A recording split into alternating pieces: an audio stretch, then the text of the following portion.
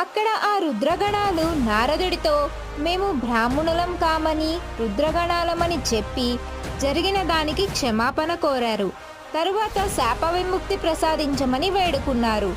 ఆ మాటలు విన్న నారదుడు వారిని ఓదార్చి శాపాన్ని వెనక్కి తీసుకోలేనని చెప్పాడు. కాకపోతే మీరిద్దరూ ఒక బ్రాహ్మణుడికి రాక్షస జాతిలో పుట్టి అసామాన్య బల పరాక్రమాలతో జితేంద్రియులై శివభక్తులుగా ప్రసిద్ధి చెంది చివరికి శివుడంతటి దేవుడి వలన మరణించి తిరిగి రుద్రగణాలలో చేరుతారు.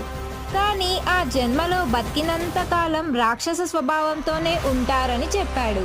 అప్పుడు ఆ రుద్రగణాలు అంతటితో తృప్తి చెంది అక్కడి నుండి వెళ్ళిపోయారు. అనంతరం నారదుడు కాశీకి వెళ్ళాడు.